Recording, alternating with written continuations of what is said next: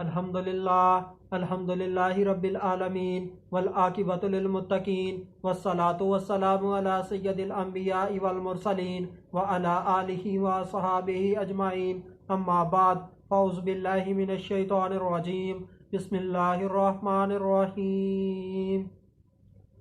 الرحمن علی العرش استوی، صدق اللہ العظیم۔ ان اللہ وملائکتہ یصلون علی النبی یا ایھا الذین آمنوا صلوا علیہ وسلموا تسلیما۔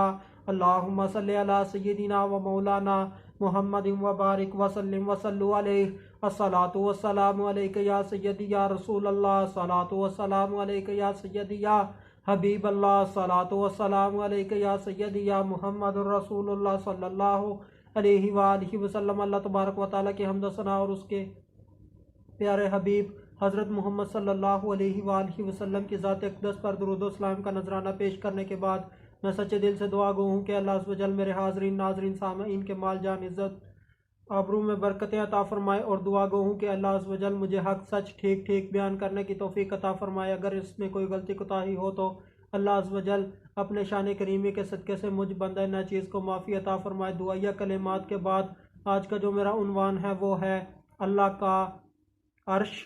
خطبہ کے اندر تلاوت کی گئی آیہ کریمہ سورہ طٰہٰ، آیت نمبر 5، پارہ نمبر 16۔ ترجمہ: وہ بڑی مہر والا اس نے عرش پر استوا فرمایا جیسا اس کی شان کے لائق ہے۔ اس آیت کریمہ کے اندر 3 وضاحت طلب لفظ ہیں۔ ان میں سے پہلا لفظ رحمان ہے، دوسرا لفظ عرش ہے، تیسرا لفظ استوا ہے۔ اس آیت کریمہ کے اندر اللہ عز و جل نے اپنا ایک صفاتی نام ذکر کیا ہے، وہ رحمان ہے۔ رحمان کا معنی بہت بڑا مہربان، اور دوسرا لفظ جو ہے وہ عرش ہے۔ عرش تخت کو کہتے ہیں، اور استوا سے مراد بیٹھنا نہیں ہے جس طرح ہم بیٹھتے ہیں، بلکہ اللہ عز و جل بیٹھنے سے پاک ہیں۔ اللہ عز و جل کا جسم ہے ہی نہیں، اللہ عز و جل کو ان چیزوں کی ضرورت نہیں ہے۔ اللہ عز و جل تو اس وقت بھی موجود تھے جب یہ عرش تھا ہی نہ، جب کچھ بھی نہیں تھا تو اس وقت بھی اللہ عز و جل موجود تھے۔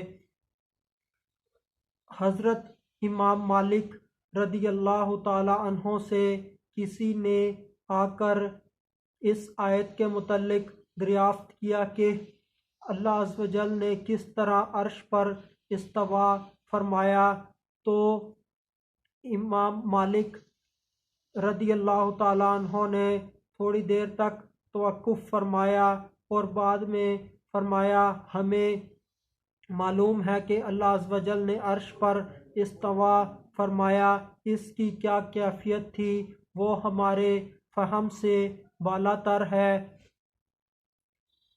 البتہ اس آیت کے اوپر ایمان لانا واجب ہے، اور اس کے اوپر باتیں کرنا، بحث کرنا بدعت ہے۔ عرش پر استوا یہ بادشاہی کے مترادف ہے، تو اس کو ملک سے کنایا قرار دیا گیا ہے۔ اسی لیے عرب کے لوگ کہتے ہیں استوا علی العرش ای ملک، اگرچہ وہ اس تخت کے اوپر یا چارپائی کے اوپر بیٹھا ہی نہ ہو۔ یہ اسی طرح ہے جیسے کہتے ہیں وہ سخی ہے، حالانکہ اس کا ہاتھ ہی نہ ہو۔ جس طرح اللہ عز و جل کی بادشاہی بے مثل ہے، اس کا تخت بھی بے مثل ہے۔ اس کا تخت بہت ہی وسیع و عریض ہے، اس کا تخت بہت بھاری ہے۔ اس کا تخت اللہ عز و جل کی بڑی ترین مخلوقات میں سے ایک ہے۔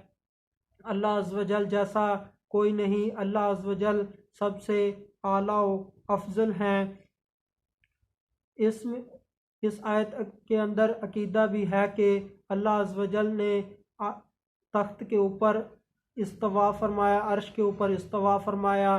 اس پر ایمان لانا واجب ہے، کس طرح استوا فرمایا، حالت کیا تھی، کیفیت کیا تھی، یہ کسی کو معلوم نہیں۔ ان باتوں کے اندر بحث کرنا پڑنا یہ بدعت ہے۔ استوا کا لغوی معنی ہے کسی چیز کا کسی دوسری چیز سے بلند ہونا۔ حضرت امام احمد رضا خان بریلوی رحمۃ اللہ تعالی علیہ فرماتے ہیں زیادہ مناسب یہی ہے کہ آیات متشابہات چیز کا متشابہات سے ظاہراً سمجھ آنے والے معنی کو ایک مناسب و ملائم معنی کی طرف جو کہ محکمات سے متشابہت اور محکمات سے مطابق اور محاورات سے موافق ہو پھیر دیا جائے تاکہ فتنے اور گمراہی سے نجات پائیں۔ استوا کا معنی جو بیان ہوا ان میں سے ایک معنی قہر اور غلبہ بھی ہے۔ اللہ عز و جل اپنی ساری مخلوق کے اوپر قہر اور قاہر اور غلبہ فرمائے ہوئے ہیں۔ استوا کا جو دوسرا معنی بیان ہوا ہے وہ ہے قصد و ارادہ۔ عرش اللہ عز و جل عرش کی طرف متوجہ ہوئے، اس کو سجانے کے لیے